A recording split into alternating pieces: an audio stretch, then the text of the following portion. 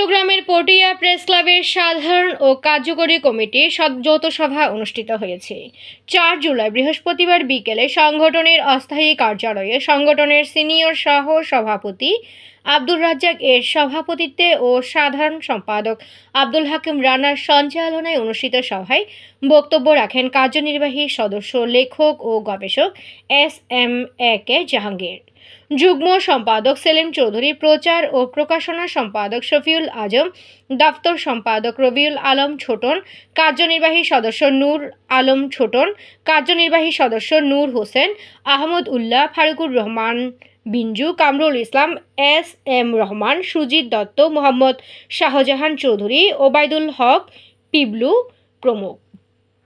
সভায় পটিয়া প্রেস ক্লাবের গঠনতন্ত্র অমান্য করে তফসিলবিহীন মূল কমিটির 2 ব্যক্তি প্রেস ক্লাব সদস্য পদের জন্য আবেদিত কয়েকজনকে নিয়ে একটি তথাকথিত কমিটি গঠনের অপপ্রচার চালাচ্ছে।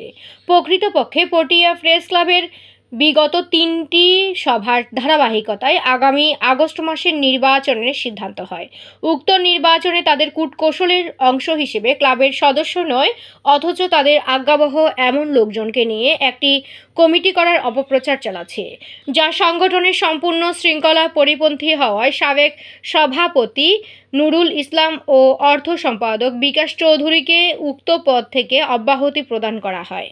তদস্থলে ক্লাবের কার্যনির্বাহী সদস্য SM একে জাহাঙ্গীরকে ভারপ্রাপ্ত সভাপতি হিসেবে সর্বসম্মতিক্রমে দায়িত্ব প্রদান করা হয়। এছাড়াও সভায় বহিরাগত লোকজন নিয়ে উপরোক্ত 2 জন কর্তৃক কম্পিউটার রুমে তালা লাগিয়ে দখলবাজি করায় পাইতারার বিরুদ্ধে নিন্দা জানানো হয়। এতে সাংবাদিকরা পেশাগত দায়িত্ব পালনে হুমকির সম্মুখীন হয়েছে।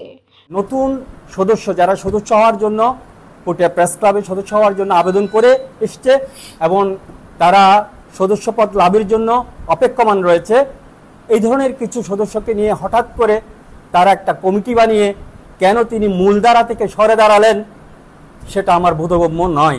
উনি যে কমিটি ঘোষণা করেছেন এটা সম্পূর্ণ অগণতান্ত্রিক, অবৈধ এবং বেআইনি। আমরা সংগঠনের শৃঙ্খলা ফিরিয়ে আনার দায়িত্ব দিয়েছিলাম। আসলে পটিয়াবাসী কি দেখতে পাচ্ছে, শৃঙ্খলা ফিরিয়ে এনেছে নাকি বিশৃঙ্খলা সৃষ্টি আরো বেশি করে দিয়েছে? Desk news, HT Bangla.